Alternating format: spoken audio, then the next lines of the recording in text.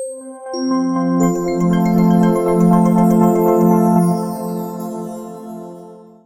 bonjour à toutes et à tous. On va commencer cet après-midi de conférence. Donc on a vraiment le plaisir, la joie, l'amitié. Vraiment, ça nous fait tous très très plaisir d'avoir invité le professeur Laurent Mautron, qui est français, aujourd'hui enseignant au Canada, pédopsychiatre à l'Université de Montréal et qui est spécialiste de l'autisme et qui va aborder avec nous la question du prototype diagnostic, la manière de l'élaborer, les implications futures. Alors, je pense qu'à l'issue de cette conférence, vous serez tous très impatients de poser des questions. Pour faciliter les échanges, parce que vous êtes nombreux dans la salle, mais vous êtes très, très nombreux en visio, parce que la conférence est actuellement retransmise, et il y a plus de 800 personnes qui sont connectées en visio. Donc, ça donne quand même des échanges qui ne seront pas forcément si faciles que ça avec Laurent Mautron. Donc, on va faire passer dans la salle des petits cartons avec la possibilité pour vous de noter vos questions pour qu'à la fin, on puisse éviter les redondances et puis pouvoir laisser Laurent s'exprimer sur les questions les plus diversifiées possibles. À l'issue de la conférence, on a donc David Gagnon, David Da Fonseca, et puis Élodie Perroux et Gabrielle Chénois, ainsi que Anne-Laure Cricorian, qui est donc doctorante sous la codirection de Laurent et moi, nous rejoindre pour une table ronde qui continuera à discuter avec vous et puis du concept de prototype de l'autisme. Voilà, Laurent, je vous laisse donc la parole. Et ça marche. Oui. Bon. Merci Caroline. Donc j'ai entrepris il y a 6 ans avec mon groupe une refondation de l'autisme dans la compréhension de ce que c'est autant que dans la manière dont on l'identifie. L'ensemble de la démarche de cette refondation a été présenté dans un ouvrage qui est paru l'an passé, là, dont vous avez la couverture. À la demande de Caroline Demilly, je vais vous présenter les applications de nos travaux et les premiers résultats concernant l'autisme adulte. Tout d'abord, on peut dire qu'il n'y a pas une seule affirmation dans la science de l'autisme et de l'intervention qui soit vraie pour l'ensemble du spectre tel qu'actuellement défini. De plus, aucune affirmation sur l'autisme n'est vraie pour tous les âges de la vie.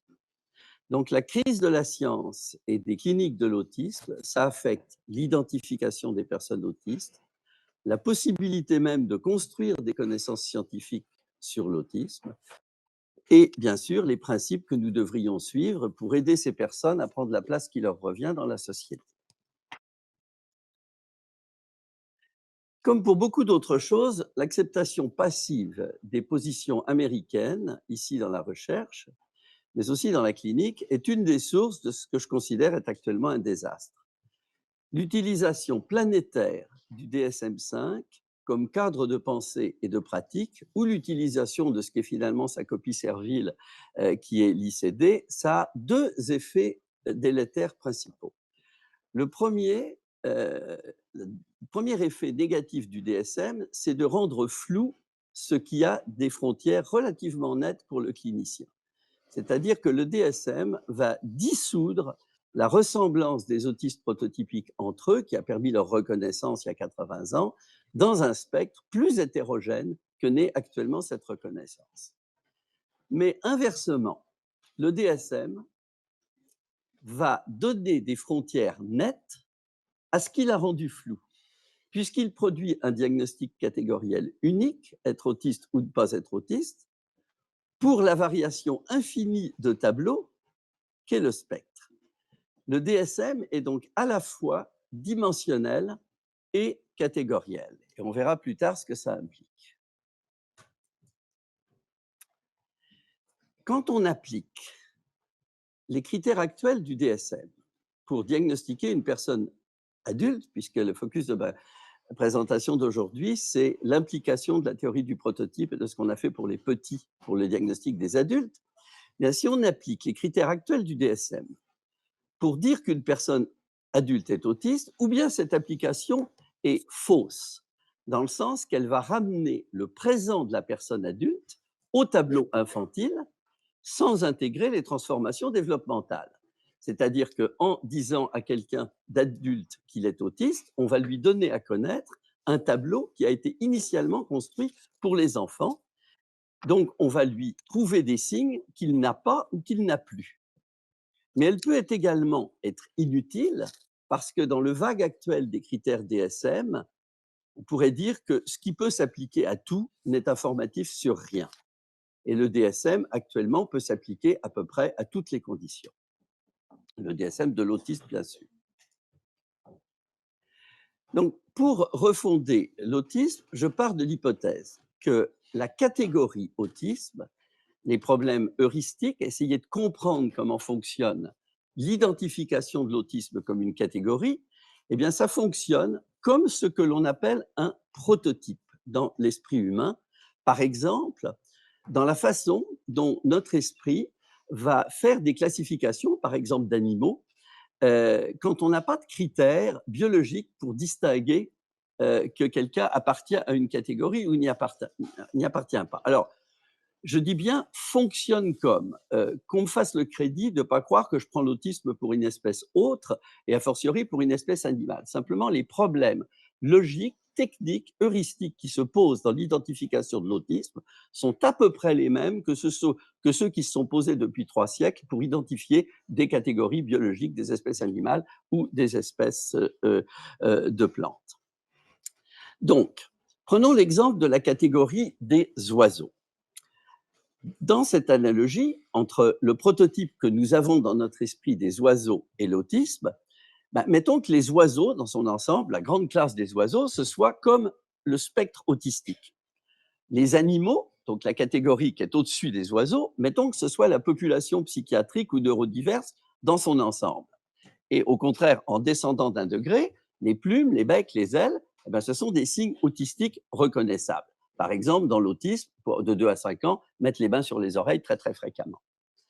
Alors, l'autisme prototypique, avec ce cadre théorique-là, eh bien, c'est l'autisme qui va être reconnu avec le plus de certitude, le plus vite et le plus universellement par les gens qui y ont été exposés en grand nombre. Donc, j'insiste, le prototype, ça n'est pas une question de critères. Au départ, le prototype, c'est une affaire de psychologie. C'est ce qui se passe dans un cerveau humain quand il est confronté ou exposé à une famille d'objets, au sens philosophique du terme, qui se ressemblent. Donc, le prototype de l'autisme, ça comprend les individus qui, d'abord, se ressemblent le plus entre eux et qui, donc, constitueront le centre de la catégorie. On va considérer qu'une famille d'objets ressemblants est hiérarchisée entre le centre de cette famille composée d'objets qui se ressemblent beaucoup entre eux versus une périphérie où il n'aurait qu'un certain nombre de traits communs avec le centre de la catégorie. Donc, le prototype, c'est la façon dont l'intelligence humaine traite les ressemblances familiales dans le monde. Quand les cerveaux humains sont en présence d'une catégorie naturelle d'objets ressemblants, par exemple les oiseaux, que ce soit des êtres vivants, mais on peut faire la théorie des prototypes, par exemple pour les meubles ou pour des objets tout à fait différents, les moyens de transport, que sais-je. Ça marche aussi dans l'abstrait avec les concepts. Alors, de façon vraiment fondamentale pour voir où je m'en vais avec cette drôle d'histoire, c'est de comprendre que le prototype, c'est ce que font les humains quand ils doivent traiter une ressemblance, mais qu'ils n'ont que la ressemblance pour structurer le monde. Avant donc que l'on ait un critère nécessaire et suffisant pour pouvoir les grouper dans une catégorie. Et n'oubliez pas que notre position vis-à-vis de l'autisme, elle n'est pas plus avancée que celle-là. On ne sait pas ce qu'est l'autisme. Non seulement, évidemment, on ne connaît pas le mécanisme qu'il cause, mais par définition, on ne sait pas où il s'arrête, d'où les problèmes actuels. Alors, reprenons l'exemple, dans le schéma-là, de la famille oiseau. Les membres de la famille oiseau, dans votre cervelle comme la mienne, parce qu'on a été exposé à peu près aux mêmes sortes de piafs depuis qu'on est sur la Terre, sont organisés en fonction de la distance au prototype. Une autruche sera identifiée moins vite comme oiseau ou par moins de personnes qu'un passereau. Et si je vous demande de citer un oiseau, si je mesure votre temps de réponse pour dire qu'un oiseau est un oiseau ou autre chose, eh ben, on va tous avoir moins de temps pour quelque chose qui est intermédiaire entre le merle, etc. Mais on ne prendra pas l'aigle, on ne prendra pas l'autruche. Bon. Alors, c'est le cas de l'autisme, parce que dans l'autisme, on n'a pas de biomarqueur. Donc, in fine, on n'a rien d'autre qu'un jugement clinique pour dire que quelqu'un est autiste ou non. Et n'allez surtout pas partir à penser que non, on n'a pas que le jugement clinique, on a les critères. Parce que les critères, c'est juste l'uniformisation et la standardisation d'un jugement clinique. Les critères n'ont aucune valeur ontologique supérieure à la reconnaissance clinique. OK? Donc, graduer l'autisme, l'actuel spectre autistique, en prototypicalité, pour ceux qui ont au moins l'âge du DSM-4, ben c'est ce qu'avait fait le DSM-4. Il y avait à l'époque 3 catégories. L'autisme, qui était supposé être le tableau complet au centre de la catégorie, vous enleviez les signes langagiers, ça vous donnait l'Asperger, vous enleviez n'importe quoi qui faisait qu'on pouvait être ni dans la catégorie autiste, ni dans la catégorie Asperger, ça vous donnait le trouble envahissant du développement non spécifié. Donc vous aviez une belle hiérarchie entre un centre de la catégorie et une certaine périphérie. Et il ne s'agit pas d'un centre subjectif, il s'agit, disons, les individus au centre de la catégorie, c'est ceux qui contiennent le plus de signes discriminants. Hein, pour vous dire que j'ai rien inventé qu'en affaire de prototype, c'est en fait un abord assez naturel quand on a juste la ressemblance pour grouper les choses. Et n'oubliez pas que pour faire de la science, on fait de la science sur quelque chose et qu'il faut que cette chose ait une relative uniformité si on veut avoir des propositions qui s'appliquent vraiment à son objet. Hein. Vous pouvez imaginer un martien qui arrive sur la Terre et qui travaille sur le vivant, il va pouvoir effectivement dire des choses, je sais pas, par exemple sur la génétique, mais il ne va pas dire grand-chose de spécifiquement intéressant sur les chats. Parce que s'il a mis tout le vivant dans la même boîte, eh ben, il ne saura pas que les chats mangent des souris. Il n'arrivera pas à le discerner. OK. Revenons à l'autisme. Prenons le spectre autistique du DSM.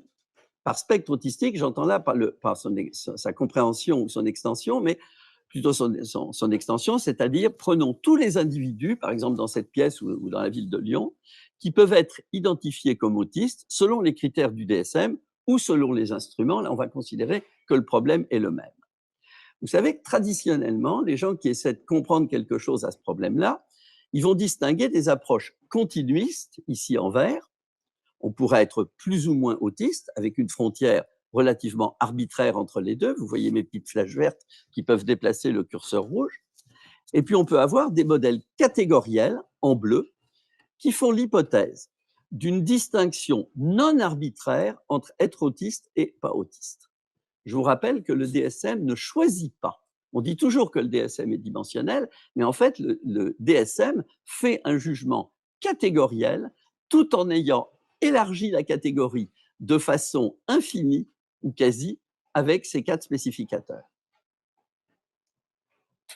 Alors, jusque-là, je vous ai dit des choses qui sont relativement consensuelles. Là, on va entrer dans des choses où, disons, qui sont plus propres, quand je dis mon groupe, disons les gens avec qui je travaille, et qui peut-être sont moins consensuelles, mais que je défendrai avec la même ardeur. Donc, comment le prototype s'applique-t-il à l'autisme? Alors, dans ce schéma-là, j'ai malheureusement pas le pointeur.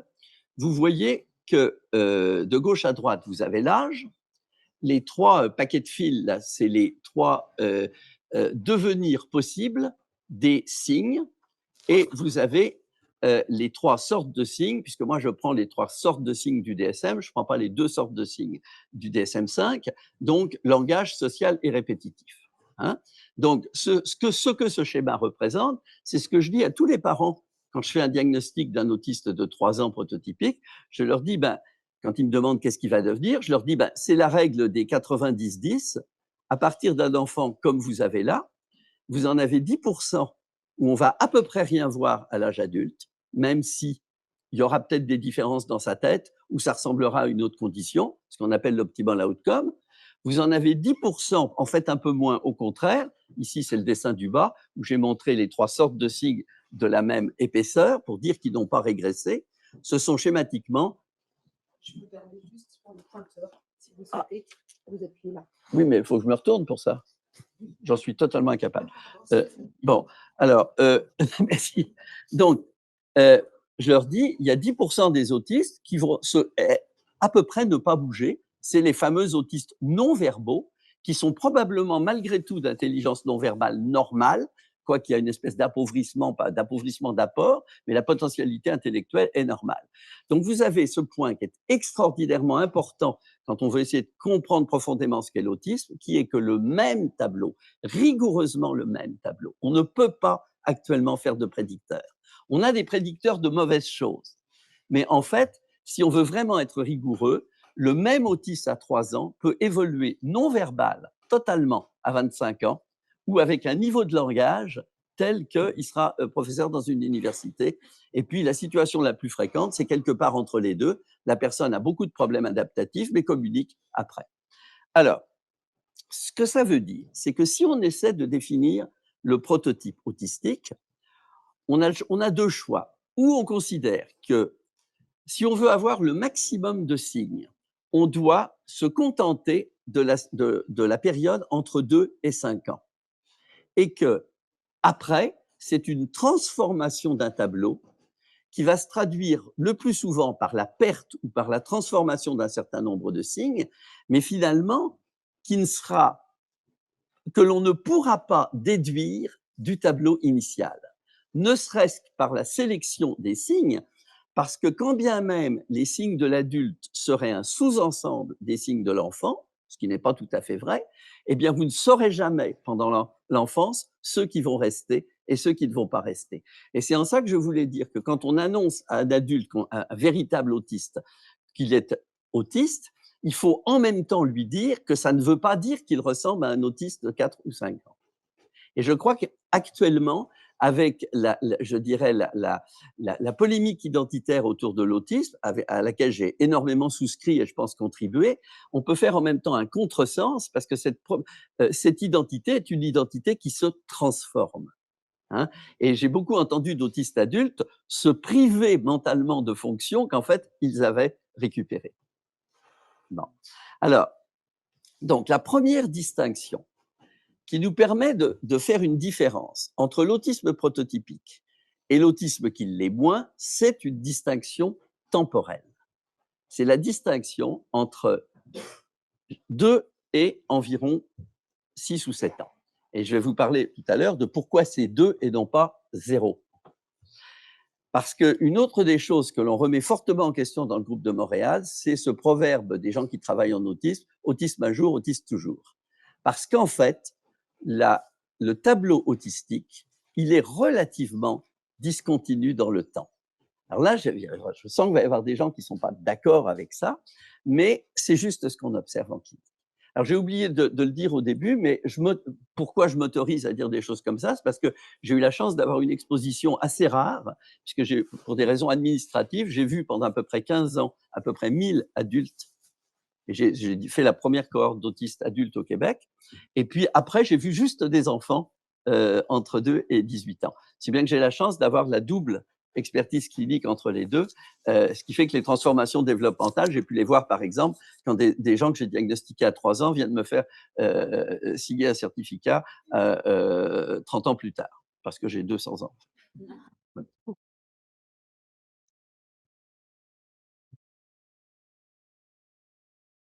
Alors, on va donc maintenant essayer d'approfondir quelle est la relation entre l'autisme infantile et l'autisme adulte.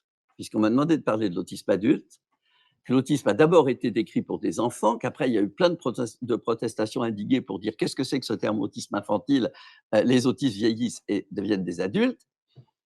Attention, il y avait peut-être quand même une idée dans la notion d'autisme infantile. Alors, je reprends toujours des métaphores biologiques. Est-ce qu'on doit dire que le rapport entre un autisme, mettons, de 3 ans et un autisme adulte, est-ce que c'est la même sorte de rapport qu'entre la chenille et le papillon ou entre le bébé sauterelle et la sauterelle adulte? Alors, pour ceux qui sont un petit peu férus en entomologie, vous avez 2 sortes d'insectes. Vous avez, on ça correctement, les hétérométaboles et les holométaboles. Ne pensiez pas que j'allais vous parler de ça. Alors, les holométaboles, c'est comme les papillons, c'est comme les coléoptères, la larve ne ressemble absolument pas à l'adulte. Vous avez une métamorphose. Et puis, dans les hémimétaboles, comme les sauterelles, comme les coquerelles, comme les hémiptères aussi, les punaises, eh ben, vous avez la bébé punaise ressemble à sa maman punaise, même si elles ont un sens maternel très, très peu développé. Et en fait, ça nous donne deux modèles de comment il y a des transformations développementales. Et il n'est pas du tout évident, la communauté a complètement choisi du côté punaise, si j'ose dire. Donc que finalement, un grand adulte, un grand autiste, c'est un petit autiste qui a grandi. Ben moi, je propose qu'on explore beaucoup l'autre possibilité. C'est-à-dire que les transformations soient tellement importantes qu'on a intérêt à penser à des quasi-métamorphoses. Ce qui veut dire que l'identité de l'autisme adulte, qui est quelque chose qui a parfaitement son sens, eh bien, ça reste une analogie. C'est comme si on avait choisi pour la coquerelle plutôt que pour le papillon. J'aurais pu choisir peut-être un autre insecte. Alors, deuxième partie de l'analogie. Ah, vous voyez pas bon, vous voyez mes sauterelles là-bas? Quand on a à choisir entre une analogie type, mettons, sauterelle et une analogie papillon, on part de l'idée que chez les insectes, tous les papillons ont des bébés chenilles, d'accord? C'est des métamorphoses qui sont valables pour toute l'espèce. Quand vous regardez les sauterelles, toutes les bébés sauterelles ressemblent à leur maman. Sauf que non. Parce que chez les sauterelles, vous avez un truc extraordinaire qui se passe, c'est que vous avez un certain pourcentage de sauterelles qui ont des ailes courtes, qui ont des ailes qui sont à peu près la moitié des ailes d'un adulte. Et cette proportion, elle est la même tout au long de l'évolution de la même espèce de sauterelle. Donc là, vous voyez peut-être où je veux en venir, l'analogie avec l'autisme, c'est qu'avec la même base génétique, parce que cette prédisposition, elle est comme virtuellement contenue chez toutes les sauterelles. Vous en avez un petit pourcentage qui ont une bifurcation asymétrique, vous allez voir après où je vais avec ça, qui fait que c'est virtuellement contenu dans l'espèce de pouvoir, quelques pourcents de ces sauterelles, avoir des petites ailes. Ça a des conséquences adaptatives pour elles. Ben évidemment, elles volent moins bien. Mais curieusement, l'espèce sauterelle, elle a gardé ça dans l'évolution. Elle ne l'a pas supprimé. Probablement parce que le niveau d'impact délétère que ça a sur l'adaptation n'est pas assez important pour que l'évolution ait tranché. Et là, vous allez voir que si on combine les modèles à métamorphose et les modèles comme ça d'états, que ça s'appelle en biologie des états stables alternatifs, ils sont alternatifs parce que c'est des petites ailes au lieu des grandes ailes, ils sont stables parce que cette espèce de sauterelle, elle l'a de façon fixe, et ben ça ressemble furieusement comme modèle à l'autisme. Même si ça ne veut pas dire que je prends les autistes pour des sauterelles, s'il vous plaît. Hein. Ça veut dire que ça nous donne un modèle de quelque chose qui est de nature, vous allez voir, en fait, familiale plus que génétique, mais la génétique est évidemment impliquée là-dedans, mais surtout, ce qui est fondamental pour l'autisme, qui est virtuellement contenu dans l'espèce, ce qui n'est pas le cas d'une maladie. Je veux dire, pour les gens qui ont des réactions épidermiques aux choses que je dis, je vous demande, avant de penser que ça atteint à la dignité des autistes, essayez de voir plutôt si ça ne leur en redonne pas une additionnelle par des voies détournées.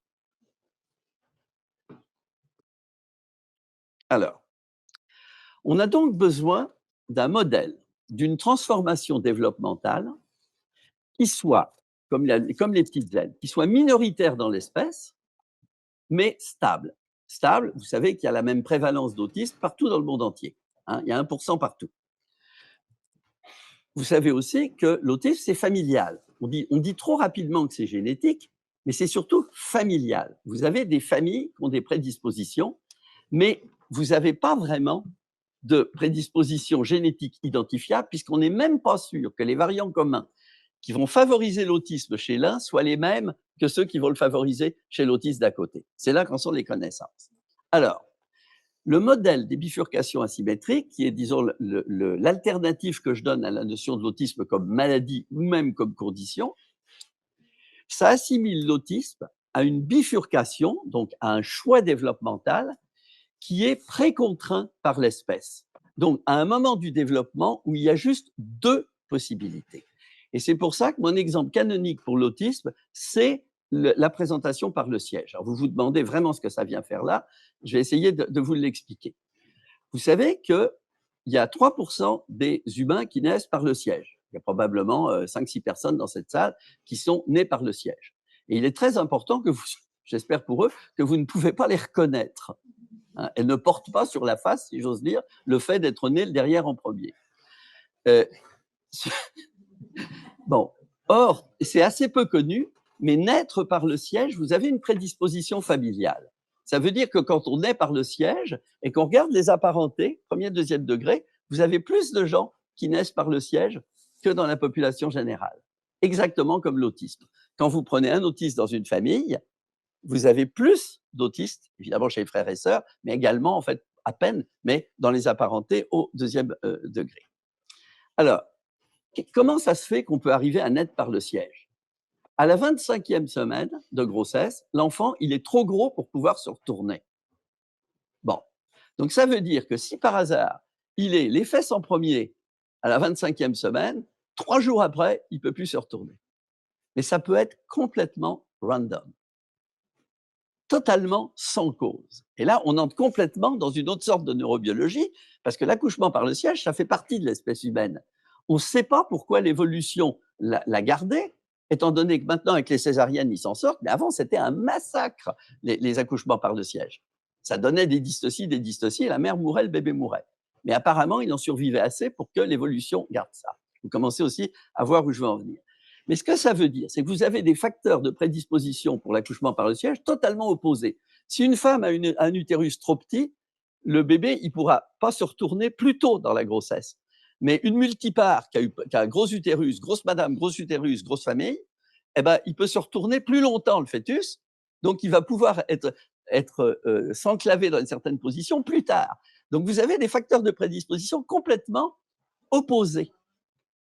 Et en même temps, vous avez ce qui est fascinant par rapport à l'autisme et au 10-90 dont je vous ai parlé tout à l'heure, c'est que la même condition, l'accouchement par le siège, en dehors du fait de faire partir de l'espèce, peut mener, on peut parler que c'est délétère, si la mère et l'enfant meurent, on peut considérer que c'est délétère. Hein. L'autisme n'est pas mortel généralement, il a dû l'être dans les siècles passés, mais l'autisme n'est pas mortel actuellement, mais ça, j'ai complètement abandonné les positions que j'avais il y a 25 ans, que ça n'était qu'un avantage. Ça, je pense que c'était de la rectitude politique à l'époque. En fait, l'autisme amène des difficultés à vivre. Par contre, ça peut tout à fait être concilié avec un cerveau probablement parfaitement intact. Et ça change des choses, cette affaire-là. Alors, je vais revenir sur la polarisation. Ce qui me semble très important dans la métaphore, ou l'analogie plutôt, de l'accouchement par le siège, c'est la polarisation. Parce que vous savez, pour les gens qui travaillent dans le domaine, la grande question pour l'autisme, est-ce que c'est une catégorie naturelle ou est-ce que c'est une dimension? Est-ce qu'on peut être un peu moins autiste, un peu moins autiste, un peu moins autiste? Réfléchissez à l'accouchement par le siège, ça ne peut pas être à moitié. Hein, parce que la forme d'un utérus puis la forme d'un bébé, ou on est à l'endroit, ou on est à l'envers, ou c'est de travers puis on meurt. C'est pas possible, ça marche pas. Donc vous avez, le contexte va imposer une double catégorisation. La normale et la, non pas pathologique, mais la rare. Donc, si vous avez des situations dans lesquelles il n'y a que deux possibilités, vous avez à un certain moment, il se trouve dans l'espèce humaine, que vous avez des situations embryologiques où vous pouvez aller à gauche ou à droite. Et à ce moment-là, il y a une autre comparaison qui est encore plus éclairante, c'est celle de la latéralisation, qui est que, en fait, et ça c'est quelque chose qui est complètement sous-estimé en génétique, c'est que vous avez des familles de gauchers, donc vous avez une prédisposition familiale. Hein, ça marche vraiment comme l'autisme, la latéralisation. D'ailleurs, vous savez qu'il y a beaucoup plus de gauchers chez les autistes par ailleurs. Hein. Donc, vous avez des familles de gauchers. Si vous êtes gauchère ou gaucher, vous allez voir autour, il y a plus de gauchers que dans la population générale.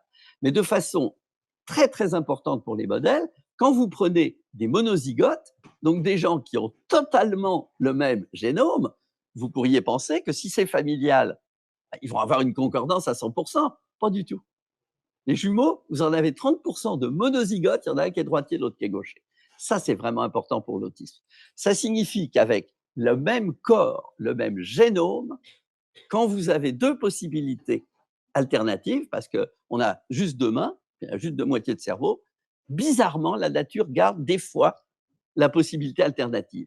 Et la gaucherie, comme l'autisme, vous savez, les gens, la latéralisation, vous avez des centaines de gens dans le monde en neurosciences qui travaillent sur la latéralisation. Et il y a un chercheur qui a très très bien résumé les choses, qui a dit il n'existe aucune population au monde où les gauchers sont majoritaires. Ça veut dire que c'est une propriété de l'espèce humaine d'avoir 90% de droitiers, 10% de gauchers. Donc, on arrive à une propriété de l'espèce humaine qui est diverse et qui est alternative. C'est pour ça que je dis que le modèle de la bifurcation, finalement, donne plus de dignité, à mon avis, aux autistes que le modèle de la neurodiversité, parce qu'il fait appartenir l'autisme à l'espèce humaine. Alors que la neurodiversité vous dit les franges de l'humanité sont aussi des humains. Oui, je sais, c'est la même idée, mais pas tout à fait la même, si on y regarde sérieusement.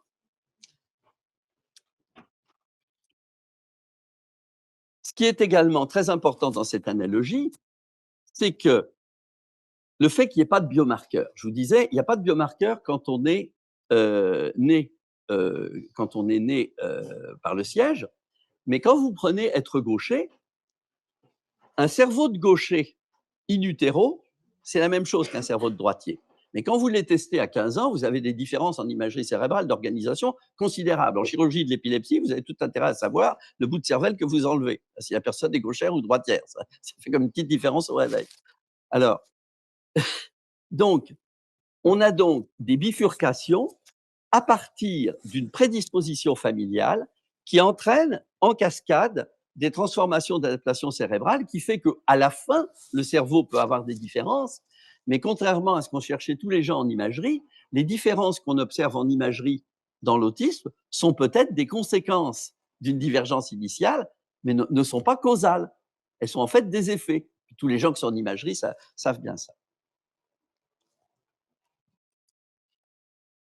Donc, je vous disais tout à l'heure que l'autisme, c'est un état qui est en fait relativement temporaire sous sa forme prototypique.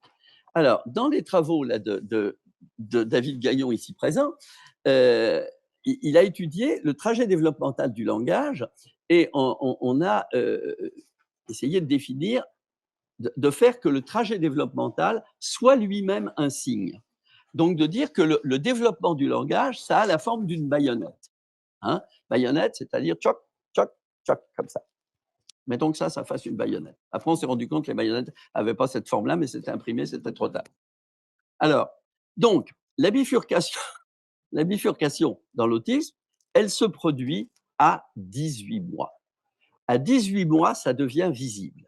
Quand les gens font des études sur les fratries d'autistes, donc vous en avez 1 sur 4 qui va devenir autiste, on arrive à trouver des différences quand on les cherche, peut-être à peu près autour du 11e mois au plus tôt, et souvent presque rien. Dans mon expérience, c'est à peu près 1 sur 20 seulement qui ont des signes la première année. Mais au point qu'on pense faire un signe prototypique du fait que les parents ne voient rien la première année. Et en passant, l'âge de la marche dans l'autisme est totalement normal. Totalement normal, ce qui n'est pas rien pour le différencier de DI et autres tableaux apparentés. Donc, la trajectoire du langage, c'est elle, et ça c'est une position complètement opposée à celle du DSM-5, c'est que non seulement on ne fait pas du langage un spécificateur, mais on considère que le parcours du langage dans l'autisme, c'est vraiment ce qui nous donne la clé de tout le reste. Parce que David et d'autres, là, pour ça, ont montré que les premiers mots dans les autistes avec régression, la régression, c'est la première cassure, hein, le fait que l'enfant, vous savez, perd de quelques vocabulaires qu'ils avaient, ils étaient même plus précoces que chez les enfants typiques. Résultat qui est répliqué. Donc, non seulement ça allait bien, mais ça allait encore mieux que les autres. Hein. Donc, ils avaient moins de 5 mots à Diffonbonne, et après, en quelques mois, c'est ce qui a donné naissance à l'hypothèse vaccinale, en quelques mois, ils perdent tout, ils perdent le social en même temps. Et là, vous entrez dans une période d'à peu près 2-3 ans où ça ne bouge pas. Où ça ne bouge pas, où on a l'impression que l'enfant ne fait aucun progrès ou aucune transformation. En fait, en langage, on sait qu'il accumule des trucs. Parce qu'il va y avoir une pente après la fin de la baïonnette qui va, dans le meilleur des cas, monter, mais qui, dans les 10% des cas, peut ne pas monter du tout. Et il n'existe actuellement à peu près aucun prédicteur. Mettons, bon, je vais vite, plus on se rapproche de la reprise, plus vous avez des annonces de cette reprise. Mais grossièrement, quand l'enfant est dans sa période de plateau non verbal, vous n'avez rien. Ben, c'est ça le prototype. Je suis en train de voir qu'à la vitesse où passe le temps, vous n'allez pas du tout entendre parler des adultes. Mais bon. Alors, bon. Le prototype est donc maximal à la période non verbale. Dans ce travail-là, j'insiste pour dire que dont le premier auteur est une femme autiste prototypique, eh bien, vous voyez que les différentes couleurs, là, représentent les 3 modules de l'ADOS. Le bleu, c'est l'ADOS qu'on utilise quand il n'y a pas de langage, le orange quand il y a juste 2 mots, et puis mettons le vert quand les gens sont presque verbales.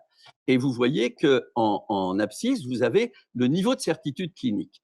Donc, ce que dit cette diapositive, c'est que quand vous êtes autiste non-verbal et que vous avez un âge, mettons entre 2 et 5 ans, c'est là que vous avez le maximum de certitude clinique. Et de façon approximative, je fais une analogie entre avoir une certitude clinique et être prototypique. Hein, puisqu'encore une fois, la seule chose qui nous définit l'autisme comme catégorie, c'est notre reconnaissance de l'autisme. Il n'y a actuellement rien d'autre. Donc, vous voyez aussi que le vert rejoint le bleu à la fin. Pourquoi? Parce que quand on se met à avoir des signes langagiers, eh bien là, on récupère de la certitude parce que les signes langagiers de l'autisme, quand ils récupèrent, vous savez que les autistes ne rentrent pas dans le langage comme tout le monde, même s'ils peuvent rejoindre un langage comme tout le monde. Et vous voyez à quel point ce parcours-là est à l'opposé de ce qu'on appelait avant la catégorie des Asperger. Bon, si, on va parler d'adultes. Alors, maintenant que je vous ai un peu donné le cadre théorique avec lequel j'aborde la question des adultes, on va parler de comment ce cadre théorique nous permet de subvertir l'actuel marasme qu'il y a dans la question du diagnostic des adultes.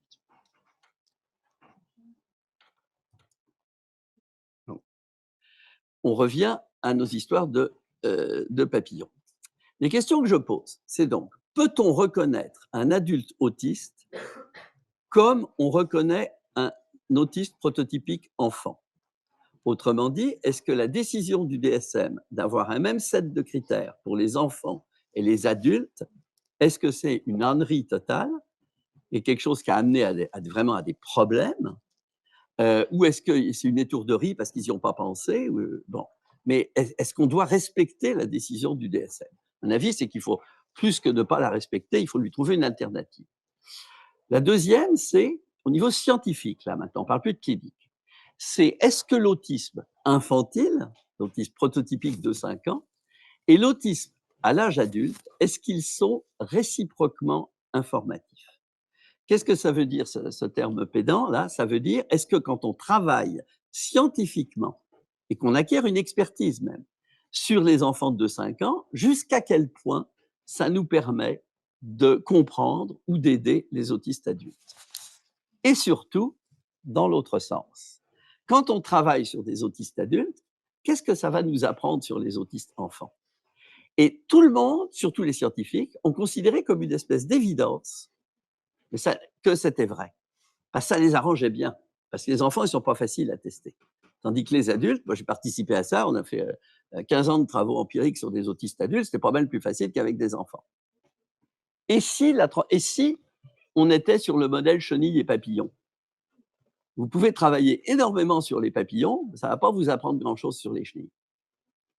Donc, si vous avez une transformation vraiment importante, votre connaissance elle reste locale et reste propre aux adultes. Et peut-être qu'elle ne nous apprend pas grand-chose, même si c'est la même bête, même si c'est la même chose. Parce que dans le vivant, il y a des étapes développementales. Vous avez juste à penser, je ne sais pas, entre avant et après la puberté, on trouve ça tout naturel chez le typique, que ce qui passe après la puberté, ça ne marche pas avant. Il y a un nommé Freud qui s'est complètement planté là-dedans en imaginant une sexuation identique des deux côtés. Foutaise. Alors, et puis, dernier, est-ce que le tableau présenté pendant l'enfance prédit le tableau à l'âge adulte? Et je vous ai répondu par la négative. On n'a pas de moyen de prédiction sur le niveau d'adaptation que va avoir un adulte à partir de ce qu'il est enfant. Hein, ça a été un grand acquis de ces 20 dernières années.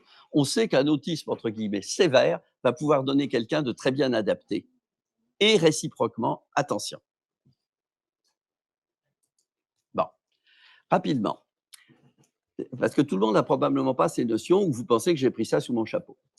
La réduction des signes chez l'autisme, ce n'est pas un épiphénomène, c'est la règle. Là, vous avez un travail qui a été fait sur l'ADI qui vous montre qu'entre 26 et 46 ans, on est pourtant déjà dans l'âge adulte, vous passez en moyenne de 37 à 21 points à l'ADI. Hein, et pourtant, l'âge adulte, ils sont déjà adultes à 21 ans. Donc, la régression des signes, elle est la règle. On est loin du autisme à jour, autisme toujours. Il y a 25 ans, on faisait ce papier-là, dans lequel vous avez 3 catégories, les signes ADI qui régressent, qui accélèrent ou qui restent identiques. Vous voyez dans la dernière colonne, la colonne de droite, vous voyez qu'aucun signe ADI ne s'est aggravé entre l'enfance et l'âge adulte et que les signes se normalisent chez environ 30 à 50% des individus. On n'a pas le temps de regarder en détail, mais de façon très intéressante, certains signes disparaissent plus que d'autres. Donc, on peut avoir, tout ça est en accès libre, pas la peine de prendre des photos, vous allez essayer sur le web facile. Bon, alors, donc, retenez un point, puis j'ai comme besoin de m'excuser pour que vous ne pensiez pas que c'est moi qui ai inventé tout ça, pour dire que ça fait partie de la littérature scientifique, la majorité des autistes perdent la majorité des signes. Et c'est vraiment quelque chose qui est sous-estimé en clinique comme en recherche. Bon, donc, dans ce schéma, vous voyez que la majorité des autistes normalisent la majorité de leurs signes, qui est ici la section centrale. À prototypicalité égale, les transformations sont imprévisibles. Les aggravations qu'on observe sont liées à des comorbidités initiales ou tardives, mais pas au tableau autistique lui-même.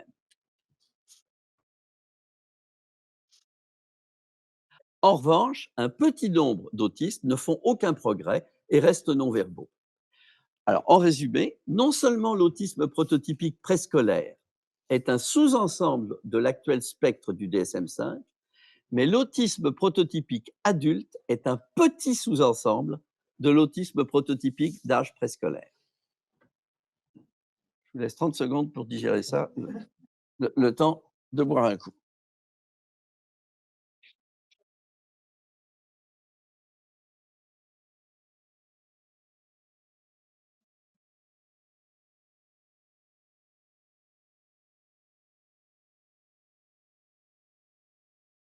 Mais 10 à 30% deviennent invisibles. Parce qu'évidemment, on ne peut pas faire une présentation sur l'autisme adulte sans parler du fameux autisme invisible.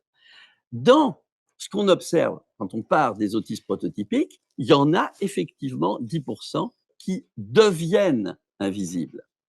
Bon, c'est ce qu'on appelle l'optimal outcome. C'est donc l'inverse du narratif du camouflage.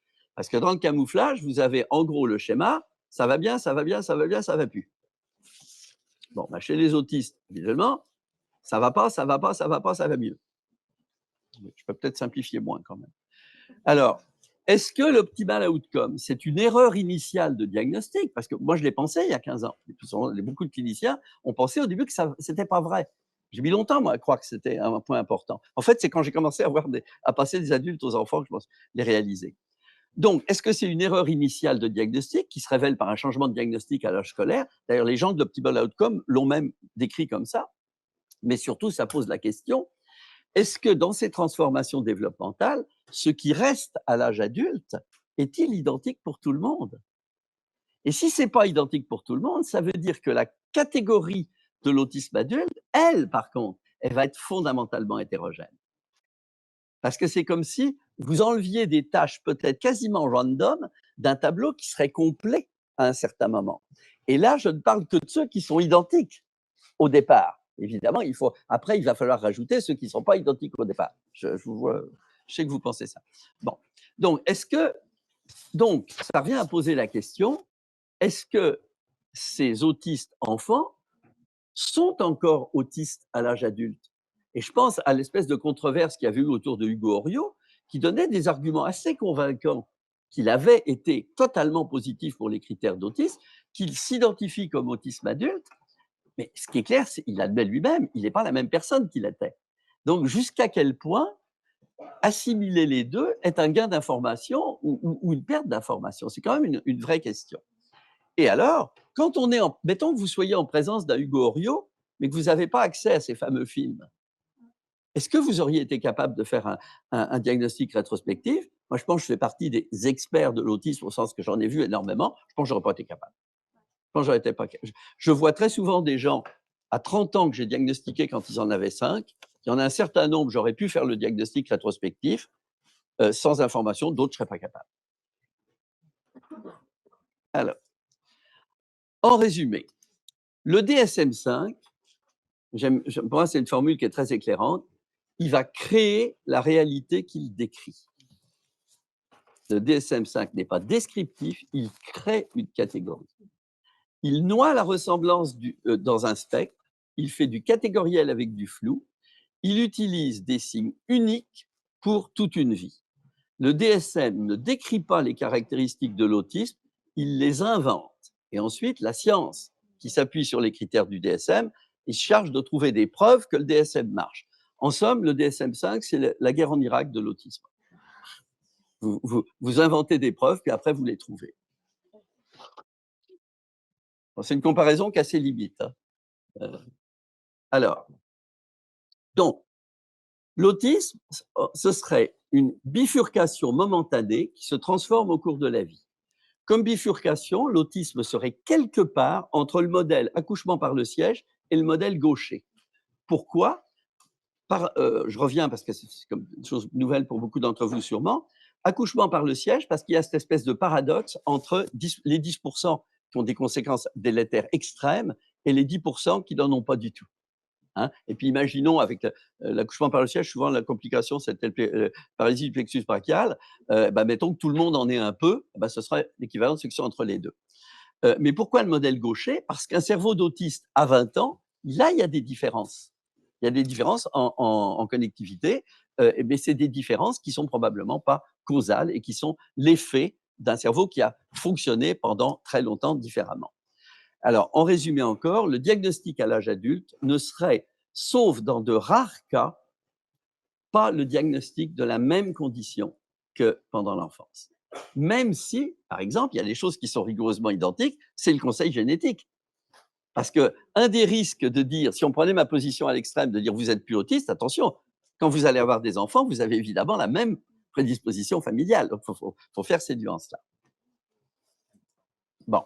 On va parler maintenant, le point le plus épineux de la présentation, c'est à propos de l'autisme chez les madames. Les madames. Ouais. Alors,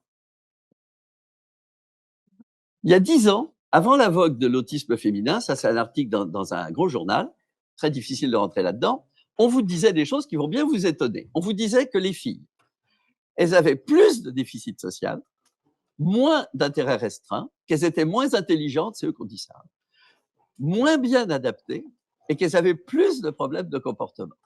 Donc, vous détaillez, c'est l'exact contraire de ce qu'on dit maintenant.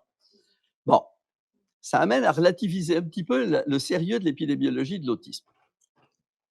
Ça ne veut pas dire qu'ils avaient raison, mais ça ne veut pas dire que ce qu'on dit maintenant est correct aussi. Alors, quel est le narratif dominant sur l'autisme féminin actuellement? Et là, j'illustrais par une citation de Meng Xuanlai, qui est à Toronto, qui est chez nous, un Taïwanais qui est chez nous, qui est probablement le chef de file de la question de l'autisme chez les femmes actuellement sur la planète. C'est le leader scientifique. Dans un article d'un des plus importants journaux scientifiques, c'est quand même dans un Lancet, il écrit, je cite, « Les individus autistes assignés femmes à la naissance, aussi bien que ceux qui présentent une diversité de genre, reçoivent un traitement inique par les systèmes de santé, incluant un diagnostic tardif et un soutien inadéquat. » Donc, je pense que cette formule-là de Meg Schwadlein représente le consensus de la majorité des cliniciens actuellement. Ce narratif, il est représenté en France, par exemple, par le livre d'Adeline Lacroix. Je précise qu'y ayant participé, je ne dirais pas tant de mal que ça que ce livre. Je dis c'est une position possible. Je suis en désaccord avec cette position par ailleurs. C'est une position qui a une cohérence. Si vous voulez.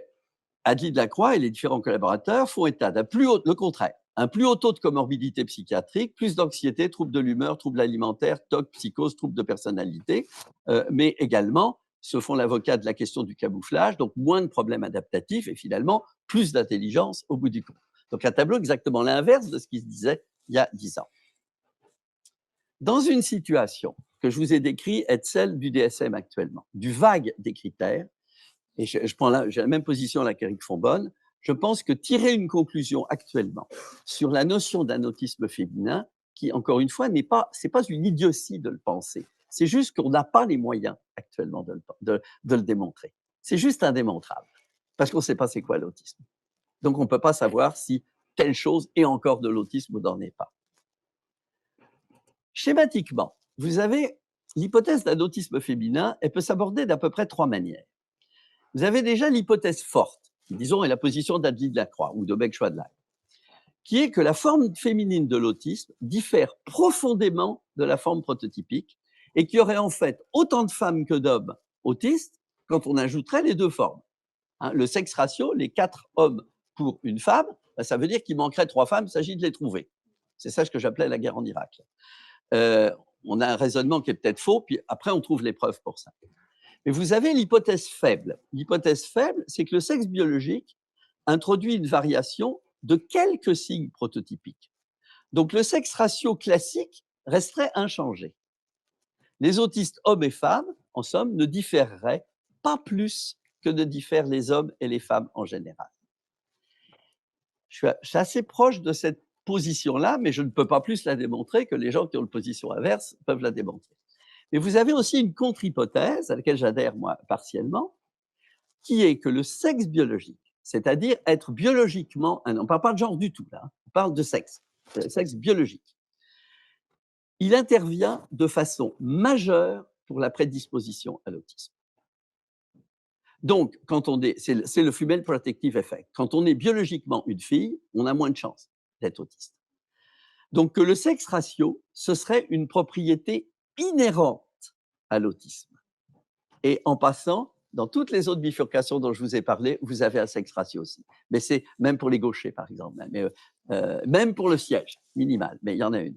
Donc, il y a des relations avec tout ça.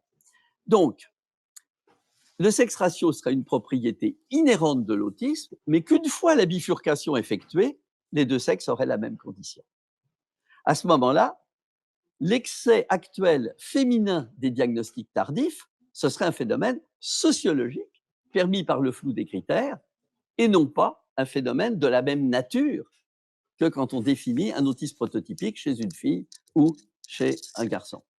Une autre façon de dire, c'est que les filles autistes sont comme les garçons, sauf que c'est des filles. Bon. Allez-vous vous contenter de ça? Alors, je voudrais aussi vous montrer 3 articles, aussi pour des raisons polémiques. Je trouve c'est toujours Ayamis Rodgard qui a eu l'idée de ces papiers-là, qui les a réalisés. Moi, je les ai encadrés, si vous voulez, comme superviseur, mais sa propriété intellectuelle est totalement la sienne. Hein.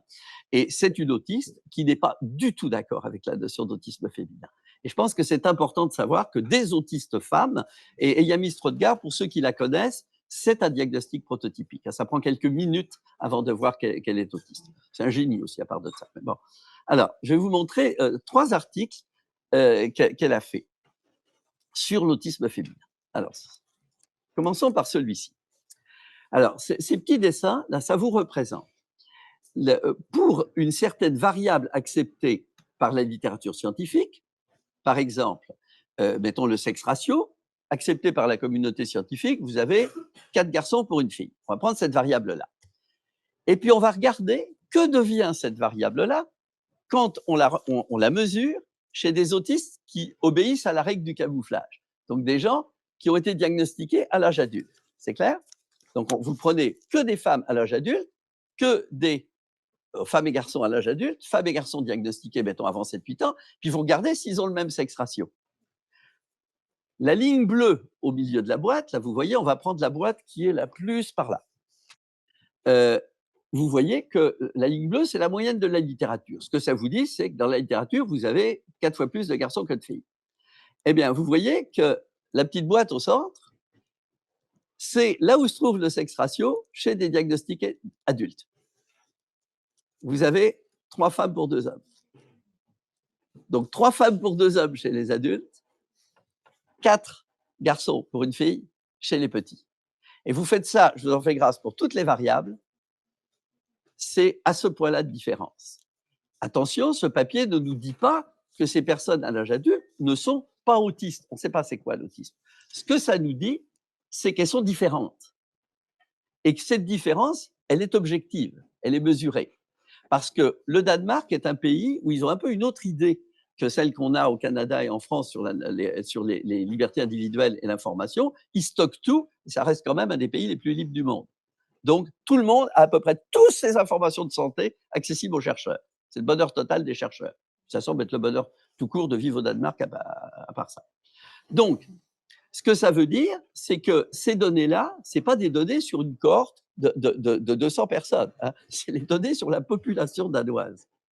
Hein. C'est donc des cohortes gigantes. Tout le monde saute sur le Danemark pour avoir ça. En passant, c'est avec le Danemark que Fourbonne avait démontré que l'hypothèse vaccinale était fausse. Vive le Danemark. Bon.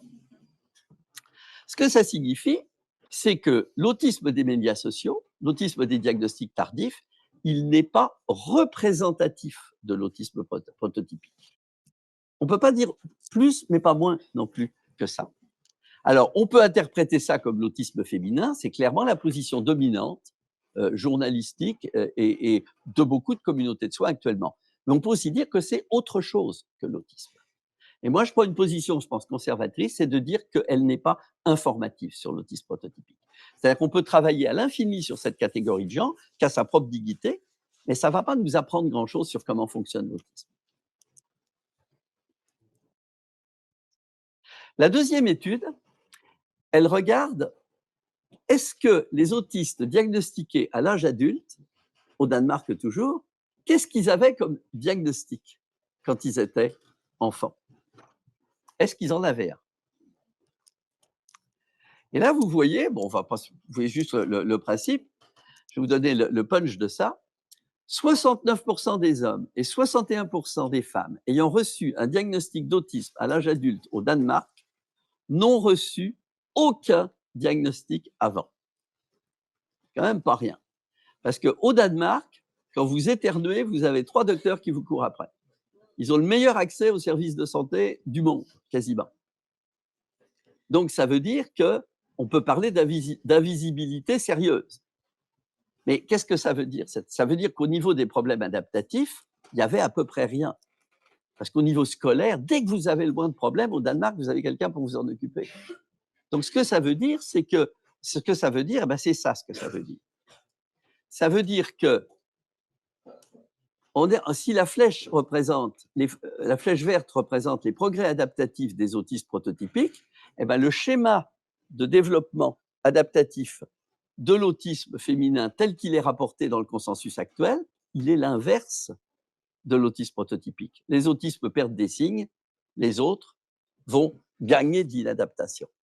C'est quand même un gros problème. Quand vous avez une courbe adaptative qui est inverse, et c'est inhérent.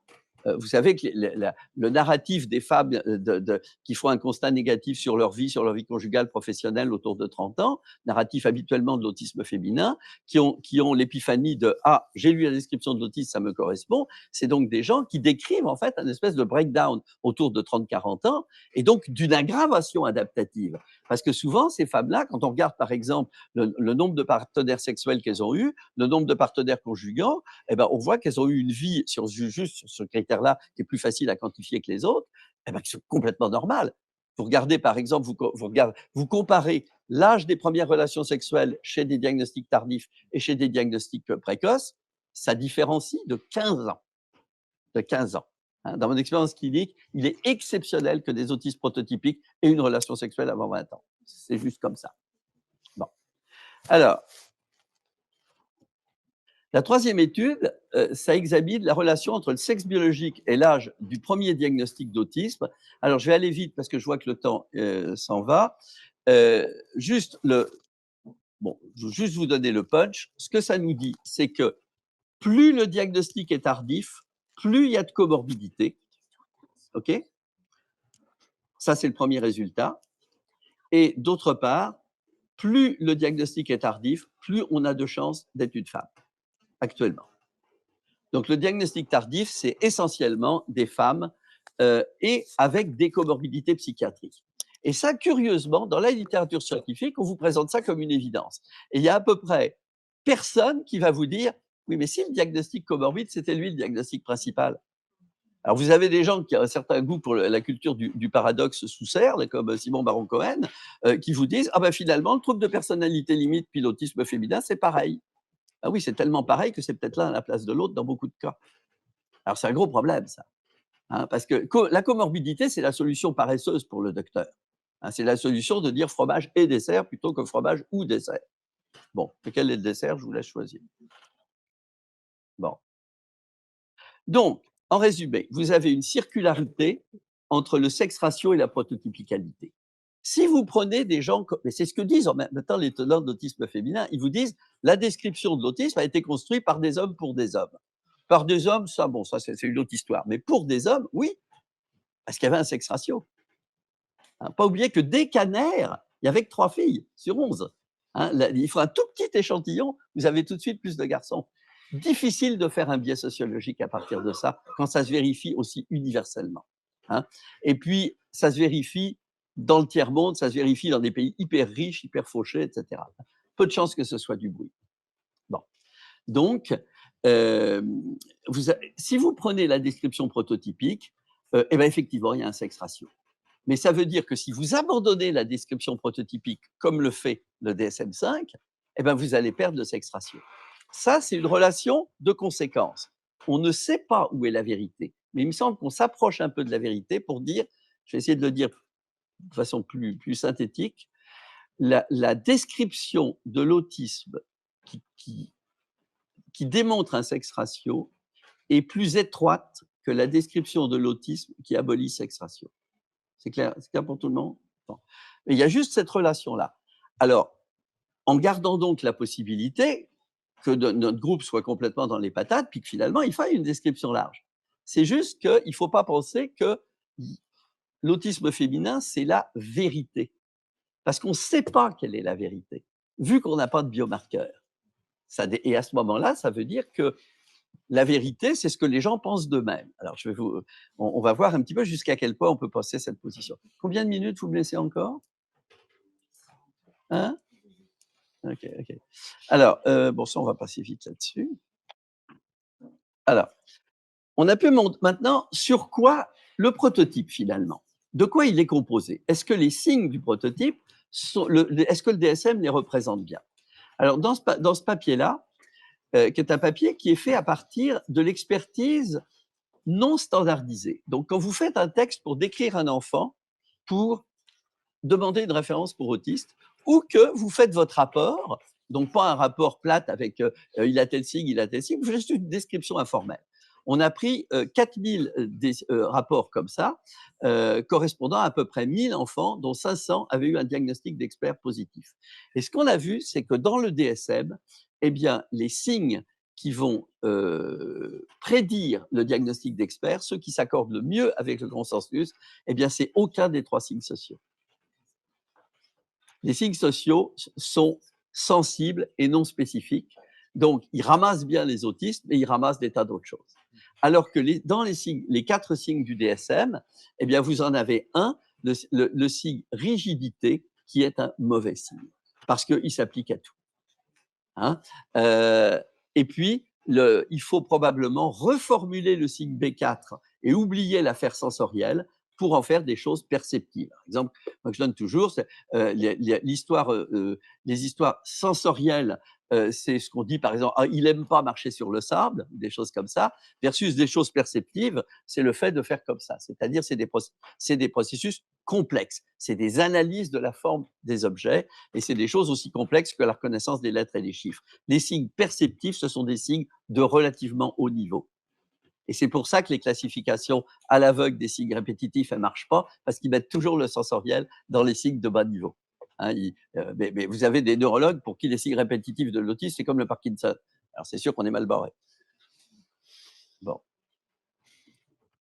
Donc, je résumerai par cette phrase d'Éric Fourbonne, qui est quelqu'un, pour ceux qui le connaissent, qui ne va pas avec le dos de la cuillère quand il a des certitudes, mais ça fait du bien, des gens qui se mouillent un peu, et qui dit tout simplement cette phrase-là, je veux un peu dériver la colère sur lui, a clear and consistent picture of the female ASD phenotype has not yet emerged from the literature.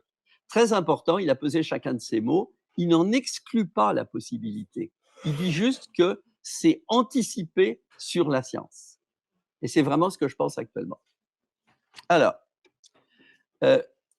autre point qui n'évoque aucune polémique, l'autisme et l'identité de genre.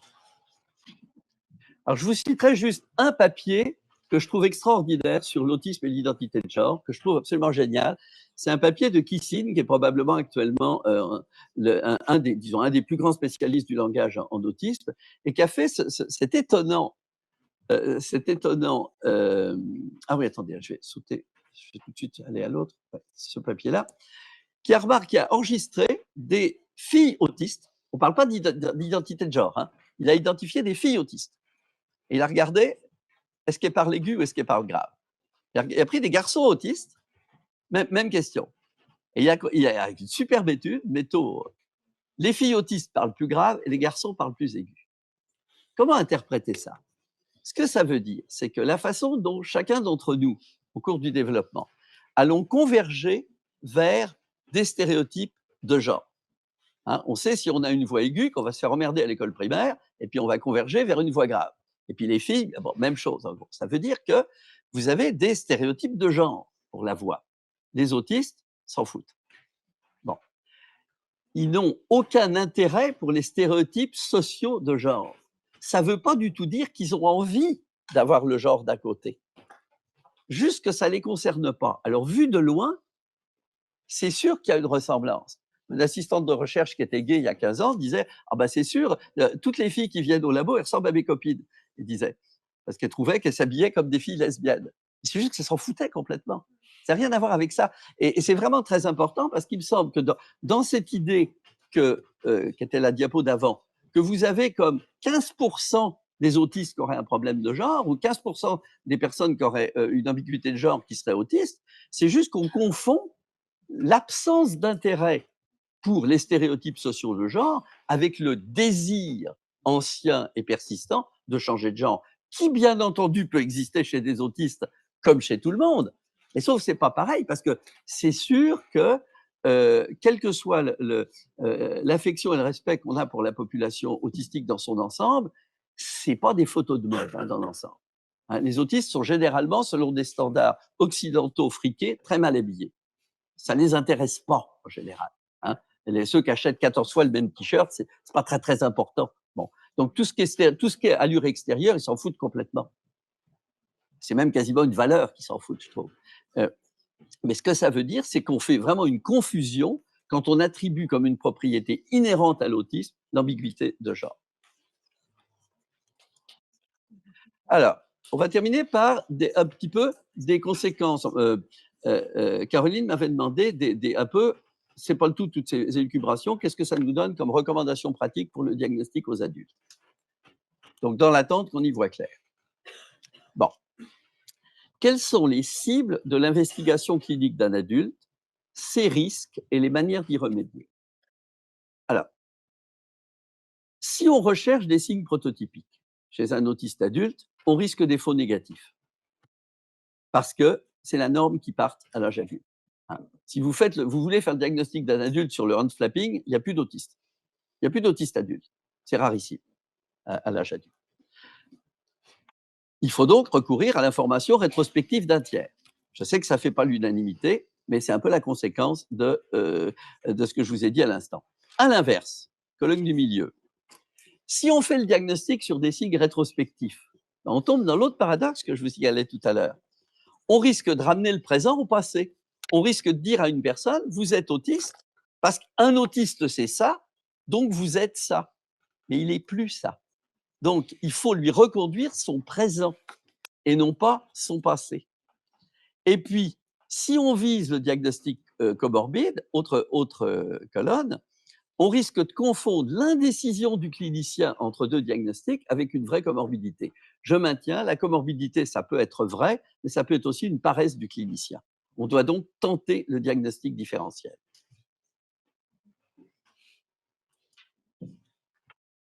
Quand on diagnostique autiste un adulte qui ne l'est pas mais pense l'être, on aide effectivement à son intégration dans une communauté.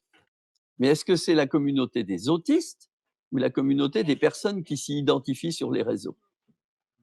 Question. Quand on diagnostique autiste à l'adulte vrai, on lui donne un corps de connaissances qui lui a correspondu. Mais est-ce qu'il lui correspond encore? Dans mon expérience, les autistes ayant gardé beaucoup de signes, ils ne s'identifient pas à une communauté de gens. Ils s'identifient à un savoir sur l'autisme. Ils disent je suis ça, ils disent pas je suis comme. Et la grande différence entre l'autiste des réseaux, c'est un autiste je suis comme versus je suis ça. Et avec un peu d'habileté clinique, quand on demande une autodescription des signes par une personne adulte, c'est vraiment bien informatif entre les deux catégories que je propose. Alors, vite. Bon, ce que je suggère, la flèche rouge, c'est ce qu'il ne faut pas faire. La flèche rouge, c'est quand le clinicien fait finalement la même démarche que la personne qui fait un autodiagnostic. La personne qui fait un autodiagnostic, elle fait une diagnostic checklist. Plus l'identification, je suis comme celle d'à côté. Mais les cliniciens, des fois, ils ne valent pas mieux. Parce qu'un clinicien qui fait un diagnostic checklist, il dit il a ça, il a ça, il a ça. Donc, il rubber stamp ce qu'a dit la personne qui s'identifie à l'autisme. Donc, toutes les flèches vertes que je vous montre là, c'est par où il faut passer, il me semble. Dans l'autodiagnostic, quand on se reconnaît dans un narratif autistique, il ne faut pas oublier que ça existe, l'autodiagnostic et des vrais, il est prudent de valider cette conviction par l'hétérodiagnostic d'un tiers, mais à condition que ce tiers, il fasse sa job comme il faut. Hein. Et pour qu'il fasse sa job comme il faut, il ne faut pas qu'il tamponne un instrument, il faut qu'il compare, qu'il utilise deux sortes de variables, sa certitude clinique, mais également qu'il ne fasse pas confiance à sa certitude clinique, comme tu disais ce matin, il faut satisfaire au DSM. Ah, il faut, c'est juste que ce n'est pas suffisant. Donc, faire un diagnostic d'adulte, c'est tout ça.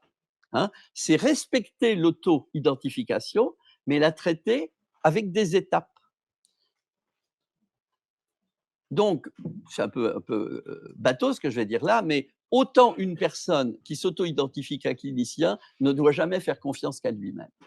Mais en même temps, ce qu'il éprouve lui-même de lui-même, aussi bien le clinicien sur sa certitude que l'autiste sur son autistitude, c'est de là que ça part. Donc c'est aussi une valeur, sauf qu'on est obligé de les combiner. Bon, il faut donc passer, c'est un peu pour ça d'ailleurs que je suis à Lyon, parce qu'on travaille avec Caroline et Anne-Laure sur un projet qui permettrait de faire des instruments bottom-up. Bottom-up, ça veut dire qu'on part de la réalité clinique pour arriver jusqu'à des critères. Donc, il faudrait passer de signes abstraitement définis comme dans le DSM à des signes qui soient qualitativement définis. Donc, dans le DSM actuellement, des signes à pondération égale, des scores sommes des instruments standardisés, les critères polythétiques du DSM, ça ne reflète pas le jugement clinique. Il faut revenir à la certitude clinique par des instruments à la fois ascendants et pondérés, et donc remplacer les scores seuils par des probabilités d'appartenance. Alors, la question qu'on a posée ce matin, que posent répétitivement les cliniciens, c'est qu'est-ce qu'on va faire avec les gens qui, dès le départ, ne sont pas prototypiques? L'idée, c'est que si on a une définition qualitative fine du prototype, on sera capable de quantifier et de qualifier la distance au prototype des gens qui ne le sont pas. Et ça, c'est majeur. Parce que vous avez, dans ce qu'on peut appeler des tableaux fractionnés, des gens qui ressemblent beaucoup à des autistes au niveau socio-communicatif, mais qui ont un répétitif normal, puis vous en avez d'autres, c'est l'inverse. Probablement qui ne justifient pas d'être reçus de la même façon.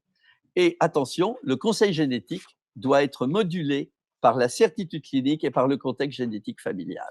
Parce qu'un point capital là-dedans, c'est que même un autiste qui va très bien et qui a vraiment, disons, pour lequel on a une forte certitude clinique, mais qui n'a aucun problème adaptatif, justifie du même conseil génétique pour ses parents qu'un autiste qui va très mal. C'est juste la prototypicalité qui nous rattache à l'aspect familial. Alors, j'avais terminé, là on va peut-être abréger, parce que ça commence à être longué, mon affaire, mais avec la psychothérapie. Pour moi,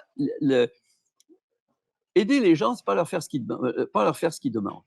Et je pense que ce n'est pas leur offrir ce qu'ils demandent. Et que je crois que dans un diagnostic d'adulte, homme ou femme, on a intérêt à le faire tarder le plus longtemps possible pour gagner la confiance de la personne, pour mériter la confiance de la personne au moment où on va lui donner notre avis. Parce que c'est sûr que si c'est bref et si ça se passe en une fois, ça ne va pas passer. On ne peut pas remplacer des démarches personnelles de mois et de mois et de mois de boulot par une décision d'expert. Donc on a intérêt, je crois, à différer le plus possible et pour tous ces gens-là, la variable psychothérapique me semble absolument essentielle. L'idée que les autistes ne peuvent pas faire de psychothérapie est fausse. La psychothérapie d'un autiste très verbal et peu verbal ne fonctionnera pas pareil, mais la pilule à avaler du diagnostic, tardif ou précoce, il faut absolument que cette personne qui fait ce pas-là ait l'expérience d'au moins un humain qui ne le juge pas et qui soit prêt à modifier ses idées de départ parce qu'il a entendu, que ça soit idiosyncratique avec cette personne-là. Donc je crois que là aussi, je pense qu'on a beaucoup jeté le bébé avec l'eau du bain, comme on dit peut-être chez vous aussi. C'est que quand on a jeté la psychanalyse, il faudrait surtout pas qu'on ait jeté la psychothérapie avec. Et jeter la psychothérapie analytique, c'est pas forcément remplacer de l'informel par du formel. En fait, ces autistes-là, ils ont besoin des fois de quelque chose de non codifié. Combien de fois il y a eu des gens cognitivo-comportementaux qui leur ont proposé des recettes à des autistes qui avaient des QI de 135, qui leur éclataient de rire au nez en disant « Vous ne croyez pas que j'ai déjà essayé toutes vos affaires là ?» en disant « Pas de compétences là ». Ce qu'ils voulaient, c'était un humain qui tienne la route en face d'eux pendant un certain nombre de temps et qui reste ce qu'il est et qu'ils aient l'expérience d'au moins un autre humain qui tienne le coup à leur affaire. Donc quelque chose d'en fait assez soft, mais de la relation de confiance, dont vous savez que les travaux sur la psychothérapie ont montré que quelle que soit l'appartenance doctrinaire du psychothérapique, c'est uniquement la qualité de la relation qui va fonctionner. J'arrête là. J'ai plein de questions. Aïe.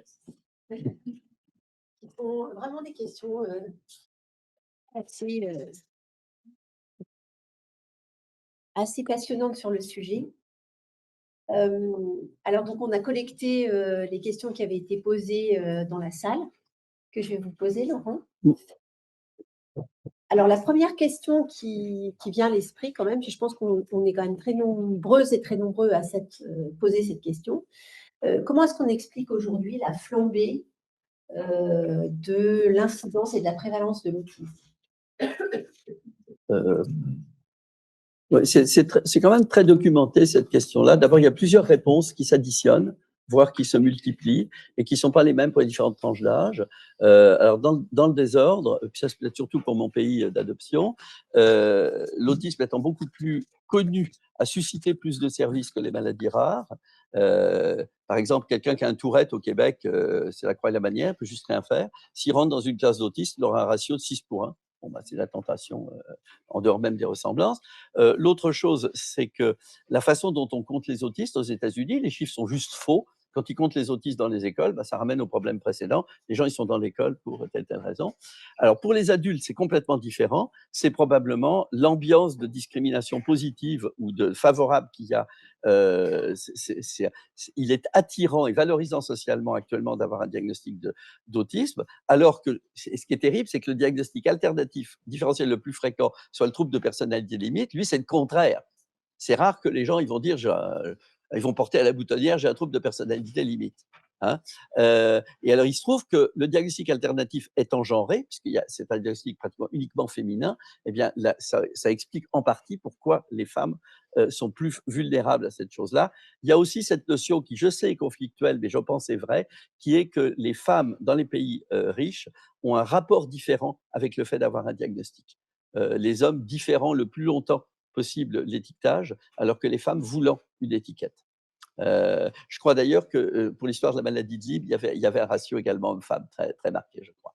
Hein. Donc, les femmes ont une attitude différente. Alors, il faut prendre ça avec énormément de pincettes parce qu'on peut arriver au sexisme très rapidement, mais il y a comme une espèce de fait, en tout cas dans les pays avancés. Les autres raisons possibles, je pense que c'est aussi une question de connaissance. Les gens connaissent en général beaucoup, beaucoup mieux l'autisme que d'autres conditions qui ont la même prévalence. L'autisme est extraordinairement connu par rapport à d'autres. Donc tout ça s'additionne. Il y a aussi beaucoup aux États-Unis la question de l'argent, puisqu'un diagnostic d'autisme va donner droit à des interventions, qui sont d'ailleurs effroyables, mais gratuites. Alors, c'est aussi une des raisons. Mais, oui, allez-y. Est-ce qu'on est légitimement en droit de s'interroger sur des facteurs de risque qui augmenteraient aussi dans notre société? On pense notamment à la pollution. Il y a une publication qui a fait le lien entre les particules fines, la résidence en ville et une augmentation du nombre de naissances de personnes autistes, il y a la question des perturbateurs endocriniens. Bon, il y a beaucoup à dire là-dessus. En général, bon, ça vient beaucoup des généticiens qui vous disent ah bah, s'il n'y a que 70% de génétique, ça veut dire que 30%, les autres, c'est l'environnement. Attention, ce raisonnement-là est faux parce que les 30 autres pourcents peuvent être random. Quand vous avez une non-concordance des jumeaux monozygotes, oui, en théorie, ils peuvent avoir un in utero différent, mais c'est quand même foutument pareil. C'est difficile d'expliquer qu'il y en a un qui soit totalement autiste prototypique et l'autre qui ne le soit pas, parce qu'il y en a un qui serait un peu plus à gauche dans l'utérus. Hein, franchement. Donc, les histoires environnementales, il n'y a pas de données, parce que cet article-là, je l'ai reviewé, il est pas extraordinairement fort quand même. Et puis, c'est des effets avec des populations gigantesques, donc un tout petit effet va pouvoir être significatif, mais important, il n'y a pas de données. Puis ce qu'il faut redire, c'est que tous les polluants qui sont étudiés par rapport à leur rôle de cause pour l'autisme sont tous des saloperies. C'est-à-dire, la question n'est pas que ce serait des bonnes choses, c'est juste que ça a des relations en général avec des problèmes neurologiques et pas du tout spécialement avec l'autisme. Alors après, comme vous avez actuellement un certain flou entre l'autisme sur conditions neuro et l'autisme non syndromique, on va pouvoir vous établir une certaine relation. Comme par exemple, les gens qui vont vous dire que la prématurité va favoriser l'autisme. Non, la prématurité est un facteur de risque pour des pré-périnatal factors. En général, il vaut mieux avoir rien qu'avoir quelque chose. Et quand on a quelque chose, vous avez toujours un certain pourcentage, on va pouvoir dire, il rentre dans les caractères de l'autisme. Mais c'est comme une causalité indirecte. Donc l'environnement, actuellement, c'est très pauvre. Mais changeons un petit peu. Il y a des théories qui sont moins bêtes moins folles qu'elles en ont l'air. Je pense aux théories de Crespi au Canada, qui dit que l'autisme, c'est une condition qui est liée à l'intelligence humaine. Et dans ce sens-là, vous savez sans doute que le seul ou un des seuls facteurs de prédisposition familiale pour l'autisme, c'est le niveau d'éducation des parents, ce qui est quand même assez vertigineux. Plus les parents ont fait d'années d'études, plus ils ont de chances d'avoir un prototypique. Ce qui veut dire qu'il y a quelque chose à voir avec l'avancement des humains en complexité. Et puis, il y a aussi ce phénomène très troublant que nous, on étudie énormément en ce moment avec la Belgique et puis avec les gens du groupe, c'est cet attrait des autistes pour les caractères imprimés, qui est quelque chose qui se quantifie de façon extraordinaire. C'est-à-dire que nous, il est très fréquent qu'on ait des autistes qui connaissent alphabet français, anglais en droit envers entre 2 ans et 2 ans et demi. Eh ben, des gens qui ont des QI de 130, neurotypiques, ils n'ont pas ça à 2 ans et demi. Donc, il y a quelque chose à voir avec l'intelligence. Ce n'est pas exactement l'environnement. Mais on se demande, et ça, c'est très touchy, parce que ça amène des gens à dire que c'est les écrans qui vont causer l'autisme. Non, c'est parce qu'ils sont autistes qu'ils s'intéressent aux écrans. Mais il y a quelque chose les écrans et l'autisme ont quelque chose de profond à voir ensemble, qui rend la notion de cause tentante. Moi, j'y crois pas une miette, mais il reste que les aspects culturels les plus sophistiqués, quand je pense à la conversation qu'on avait hier là, sur les autistes adaptés, vous preniez vous-même comme exemple les profs de maths, les profs de physique, etc. Donc des disciplines quantitatives, mais pas n'importe quoi. Hein. Il y a aussi, vous en parliez moins, mais les musiciens de haut niveau et puis les juristes, dans lesquels vous avez une surreprésentation, en général, c'est quand même un peu le dessus du panier. Donc il y a quelque chose à voir, en tout cas, avec l'intelligence humaine. Donc c'est là qu'on en est. Alors, une autre question. Vous nous avez dit à un moment que certains adultes autistes perdaient des signes. Oui. Et quel est le lien entre cette perte et la compensation et le camouflage? Bon.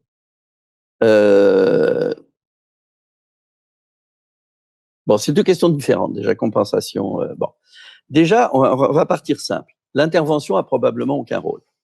Donc, c'est une perte qui existe quoi qu'on fasse. On est très peu certain de ce qu'on peut vraiment infléchir la trajectoire d'un autiste. C'est le premier point. Deuxièmement, vous disiez la notion de camouflage. La notion de camouflage, puis vraiment, je ne suis pas le seul à le dire, c'est une mauvaise notion. C'est une mauvaise notion. Pourquoi? Parce que c'est surtout une mauvaise notion d'en faire un truc féminin. Parce que les autistes en général veulent être comme tout le monde. Et ça ne veut pas dire qu'ils y arrivent. Et quand ils y arrivent, ce n'est pas qu'ils y sont arrivés. Ça s'est fait. On ne sait même pas pourquoi ça s'est fait. Donc, la notion du camouflage comme féminin et comme l'objet d'un processus volontaire est fausse. Et puis, attention, pour le camouflage, ça ne marche pas.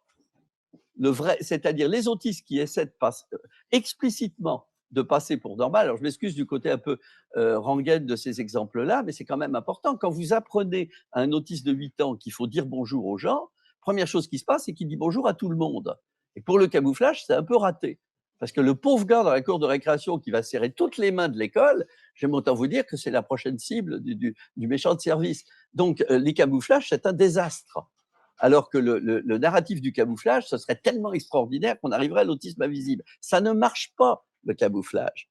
Ça ne marche pas. Et puis, pour camoufler, ça voudrait dire qu'on sait ce qu'il faut pour camoufler.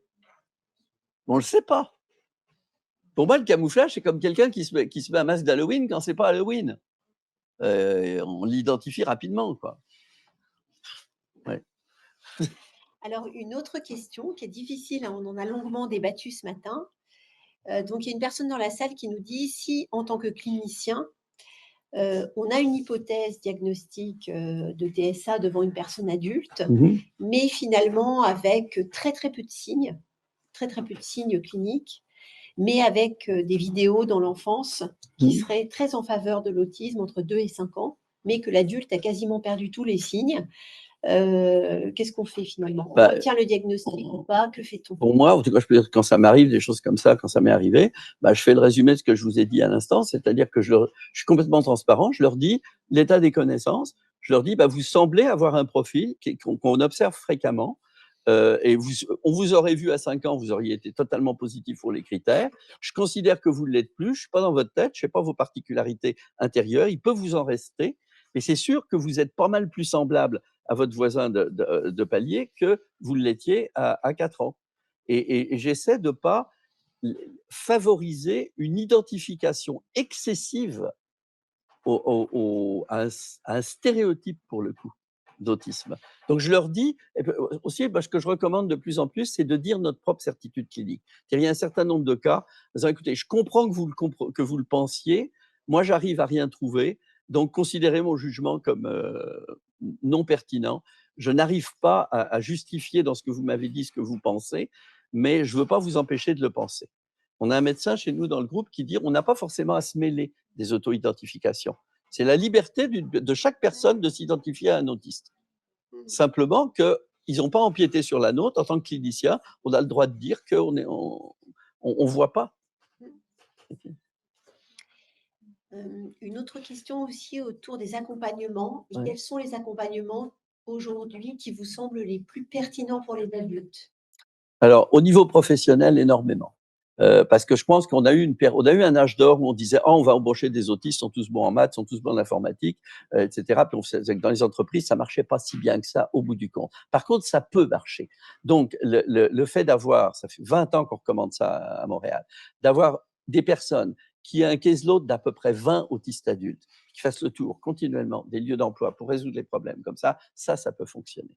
Mais il faut arrêter l'idée qui est vraiment l'idée qu'on va faire du job coaching, on va faire 6 sessions, puis après, on passe au suivant. Non, il faut un accompagnement continuel et il faut s'attendre à ce que ce soit difficile. Et valoriser le travail à domicile, valoriser des rencontres discontinues avec l'employeur plutôt que d'aller à l'entreprise, beaucoup changer les horaires. C'est rare que les autistes travaillent à plein temps. Puis peut-être que le plein temps, c'est pas une bonne chose finalement. Donc, il faut un accompagnement, beaucoup pour le travail. Puis moi, je crois dur comme fer à la psychothérapie pour les autistes. Il faut qu'il y ait une demande, il faut qu'il y ait un besoin. C'est le genre d'accompagnement que je pense… par exemple, beaucoup demandent un accompagnement pour les hommes, quand ils décident d'avoir une relation féminine. Ils disent, mais qu'est-ce que je vais faire?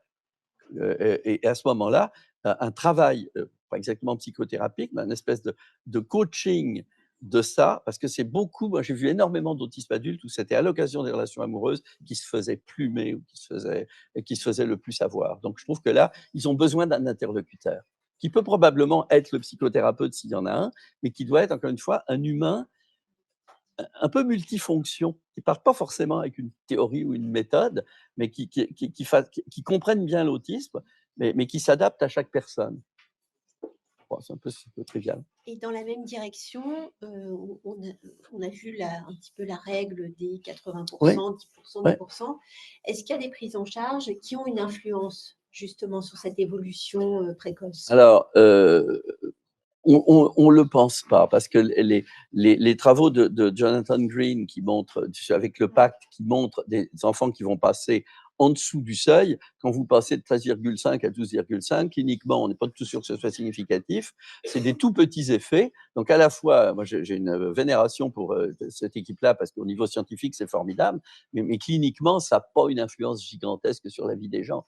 Euh, et je suis pas sûr. Je suis pas sûr. Et puis, il faut quand même reconnaître l'extraordinaire mauvaise foi des behavioristes de ce côté-là, qui ont maintenu contre l'évidence qui transformait les gens. Et un des grands acquis du mouvement du pacte, c'est d'avoir finalement démontré que quand on montait d'un niveau en science, eh ben les prétentions des thérapies behaviorales ne fonctionnaient pas, je veux dire pour les 2-5 ans. Après, est-ce que donc vous pouvez dire un petit mot de la distinction entre l'autisme précoce Ouais. et l'autisme à début plus tardif de forme régressive? Est-ce que vous avez... Attention, l'autisme régressif, c'est la forme précoce. Mais disons que les enfants qui naissent avec des caractéristiques Alors, de repli, de ceux qui vont évoluer normalement jusqu'à un point de cassure. On a l'impression qu'il y a quand même deux catégories. Ce qu'on en sait actuellement, c'est que d'abord, la première de deux catégories est numériquement très inférieure à la deuxième. C'est-à-dire que moi, je vous dis, c'est à peu près 1 sur 20 où on va avoir des signes, y compris des signes répétitifs prototypiques qu'on va trouver à l'âge de 3 ans, comme par exemple des doigts devant les yeux. On peut avoir des doigts devant les yeux à 6 mois, mais c'est vraiment rare. La plupart du temps, même des parents qui ont déjà un enfant autiste, donc qui sont vigilants, ils vont rien voir la première année. Et dans la notion des travaux de David, c'est que déjà avoir une forme régressive, c'est pas spécialement plus grave plus tard. C'est une forme plus prototypique. Que vous êtes peut-être au courant des travaux qui montrent que quand on fait une analyse prospective, on arrive à 82 et quelques % de formes avec régression. Donc en fait, la forme avec régression, c'est la forme normale de l'autisme prototypique. Et en fait, il n'y aurait pas grande différence. Mais attention, si par contre on rentre l'autisme syndromique à ce moment-là, pour nous, en général, les enfants qui ont des signes, mettons, à 6 mois, bah, c'est des candidats à la mutation. Donc, on va plutôt tomber sur autre chose. Ensuite, dernière question, puis on aura peut-être quelques minutes pour passer la parole à la salle.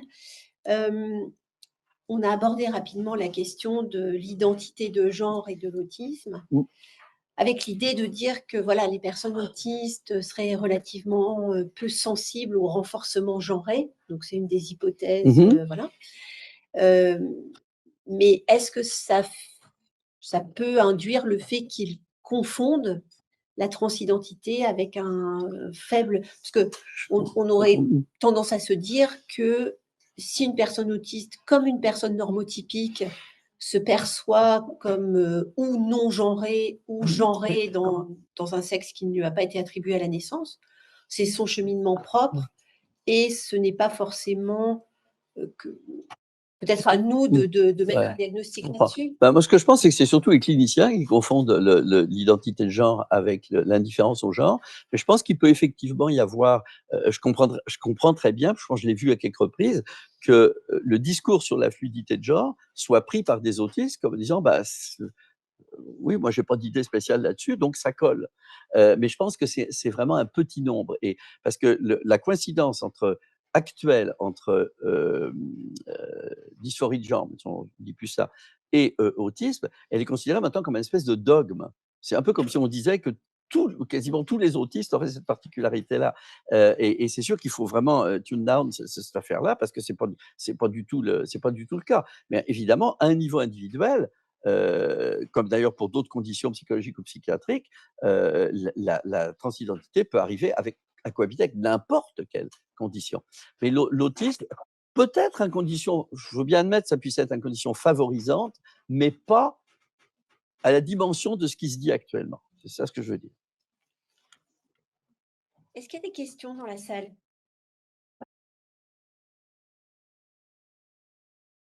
Il nous reste quelques minutes. Guillaume, est-ce que tu veux rebondir sur, sur ce qui vient d'être dit? Bon, je vais passer le micro. Bonjour, je suis Bonazi, je suis psychiatre sur le pôle. Je travaille sur une question de genre dans l'autisme. Je pense que c'est pour ça qu'Hermine m'a demandé une réaction. Je pense que c'est important aussi de redéfinir ce qu'on entend par transidentité et diversité de genre, parce que la transidentité n'est pas une condition psychiatrique, c'est important de le rappeler. Et quand on étudie actuellement le genre dans l'autisme, on étudie davantage ce que représente l'identité de genre et ce que représente la diversité de genre pour ces personnes qu'un diagnostic psychiatrique de dysphorie de genre. Et les chiffres qu'on obtient ne sont pas de l'ordre de tous les autistes qui sont divers de genre, mais autour des 10%. Okay. Ce qui est à peu près 7 à 8 fois supérieur dans la population non autiste. Voilà. En revanche, dans les personnes qui sont autoproclamées, là, le pourcentage est beaucoup plus élevé. Il y a une espèce de coalescence entre le trio infernal, c'est l'adouance, l'autisme et puis l'identité de genre, où les gens simultanément s'attribuent les trois propriétés. Et ça, là, je pense qu'il y a un caractère sociologique épidémique là-dedans, mais effectivement, vous avez tout à fait raison de souligner, quand on commence à mesurer ces choses-là autrement, on arrive à des chiffres, effectivement, j'avais la slide là, autour de 10-15% seulement de recouvrement.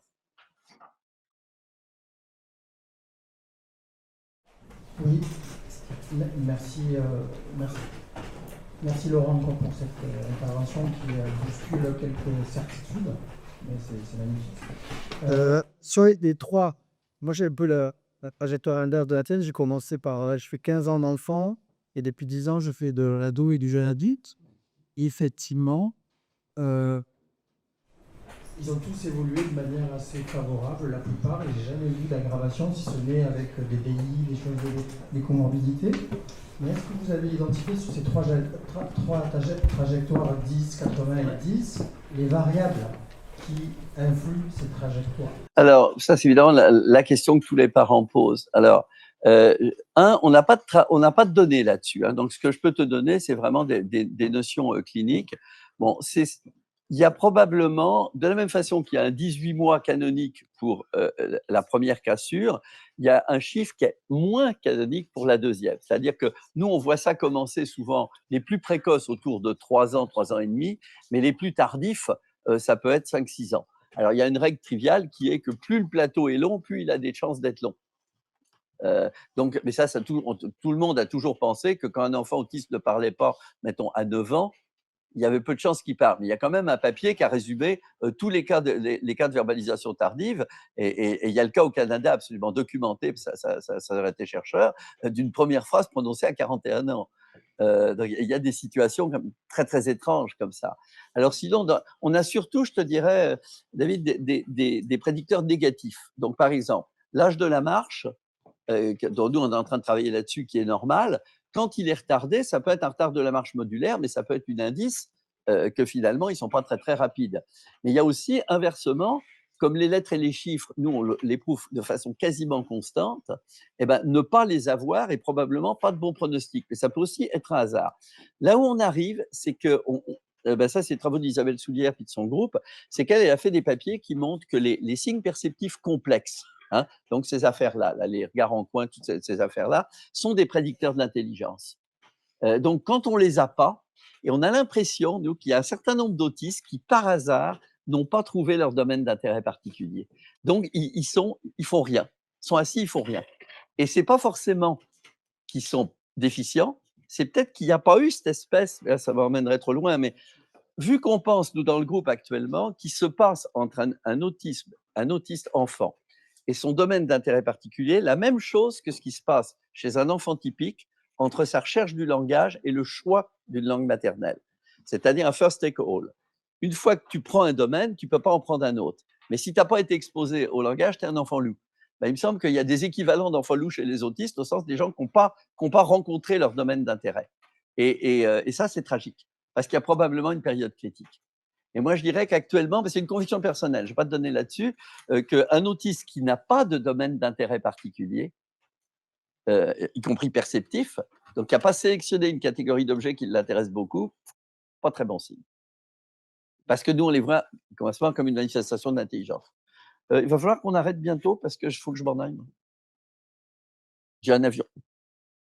Une dernière petite question sur ça. Petit peu. Toute petite question rapide. Gabriel. Merci encore pour cette belle présentation. J'ai juste une petite question concernant les idées de biomarqueurs. Ouais.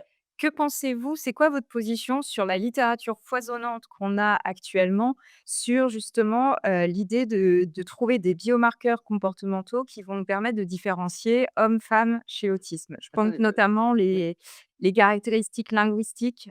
On nous parle de camouflage linguistique, de camouflage gestuel, où on a des différences filles, garçons, notamment sur le type de vocalises qu'ils vont utiliser dans leur langage, etc.